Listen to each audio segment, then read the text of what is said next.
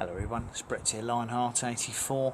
Now, for anyone who's been following my channel for more than a year now, or has looked back at some of my playlists on guavas, you might be familiar with this plant. This is the largest guava I've got in terms of bushiness, and the one that I had first, which unfortunately last winter died back to effectively a bare stick. I'd obviously overwatered it at the end of the season before I brought it inside, and it suffered from firstly it suffered from a root rot problem, and also it was attacked by thrips which defoliated it, and I just ended up with virtually about a 10 or 12 inch tall bare stick, which I did a bare root treatment on because the roots frankly were virtually all completely gone and dead on the plant.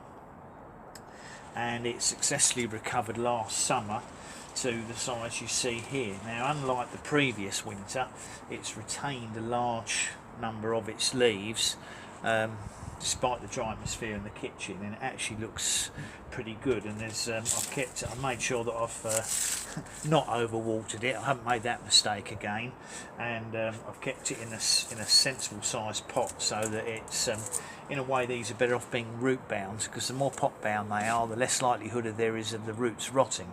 But what I have noticed on it in the last 2 or 3 weeks, it starts to pick up quite, it's picked up a few mealybugs. So what I've done here is my usual, I thought as the weather was dry today, I'd take the opportunity to bring it outside and give all of the leaves, make sure I give all the leaves a good spray to see if we can wash most of these mealybugs off. Again, this is warm.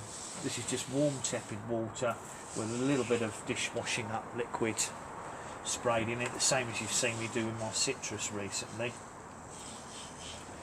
And if you can try and give virtually every leaf a good soaking, it will wash off most of the young insects anyway, so it's not as if it has to kill them all. But the most important thing with guavas when you've got problems with pests is to try and give the stems themselves a good soaking, because they have this very sort of attractive flaky bark on the stems. But the downside of that stuff, of that bark, is it's the perfect hiding place for mealybugs, scale insects, thrips.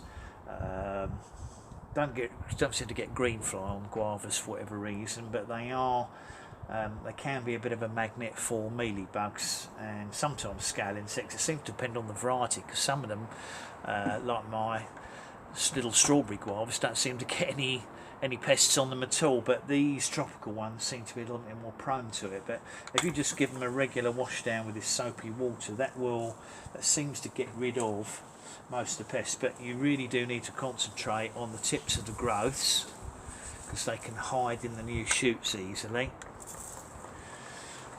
And obviously on the stems where they hide in that loose flaky bark. Doesn't seem to have weakened the plant noticeably, but after going to so much trouble saving it last year, clearly I don't want to lose it again, so I'm trying to make sure that I get these now before they start to cause major problems with it. And I'm hoping this summer that I might, all being well, we get some nice weather, see some flowers on it, which would be fantastic. I don't know if it'll ever fruit, because the seasons play hell with guavas here. If you haven't got, although I had some fruits on my cherry guavas last year, that's not the same as these large tropical guavas, which take much longer for the fruits to actually develop to maturity in our climate.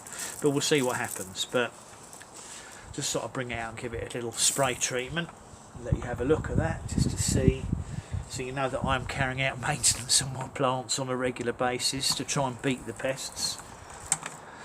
So that's my largest guava. I think it's a yellow yellow or light green one, so it'll be sort of what they call a white fleshed or green fleshed guava. Won't be a particularly sweet one, but it's certainly not, as far as I know, it's not a pink flesh variety. It came from Victoriana Nursery originally, and as usual all they do is call it a guava, so you don't really know what you're getting, but I would guess the plants were originally sourced from Spain or Holland, so it's whatever was growing out there. So thanks for watching, everybody. Please remember to give the video a thumbs up, share it with anyone you think might be interested. Please obviously subscribe to my channel if you haven't done so already, and if you do hit the bell, you'll get updated on new videos. And if you go to my playlist, if you're interested, there's a lot of videos featuring this plant from when it was healthy to when it died back to a stick, and its slow recovery after its bare root treatment. So I'll catch up with you all in the next video. Brett out for now.